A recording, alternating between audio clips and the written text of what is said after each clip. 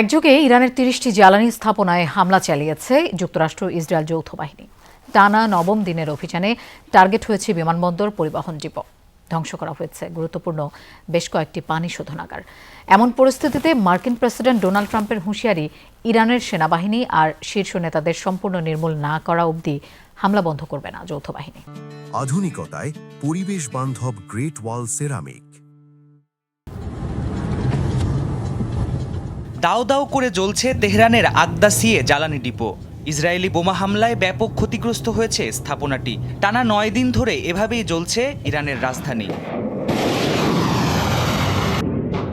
মধ্যপ্রাচ্যে মোতায়েনকৃত বিভিন্ন মার্কিন ঘাঁটি আর বিমানবাহী রণতরী থেকে যৌথ বাহিনীর হামলা অব্যাহত ইরান জুড়ে।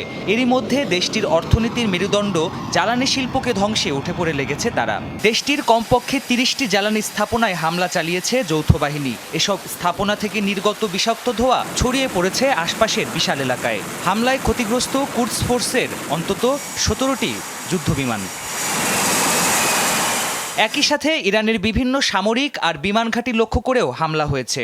ইস্পাহান বিমানবন্দরে কয়েকটি F-14 যুদ্ধবিমান ধ্বংসের দাবি করেছে ইসরায়েলি বিমান বাহিনী। এছাড়া গুরুত্বপূর্ণ ট্রান্সপোর্টেশন হাব, পানি শোধনাগার আর বিমানবন্দরকেও টার্গেট করেছে। এয়ারফোর্স ওয়ানে সাংবাদিকদের প্রশ্নের জবাবে মার্কিন প্রেসিডেন্ট ডোনাল্ড ট্রাম্প বলেছেন, ইরানের সেনাবাহিনী আর শীর্ষ নেতাদের পুরোপুরি নির্মূল না করে শান্ত হবেন না তিনি। যুদ্ধ থেকে পিছিয়ে আসার কথাও উড়িয়ে দেন। তাদের হামলা দিন দিন কমে আসছে, ড্রোন পাঠানোর সংখ্যাও কমেছে। মূল কথা, তাদের ধ্বংস করা হচ্ছে। একসময় হয়তো আত্মসমর্পণ করার মতো কেউ থাকবে না তাদের।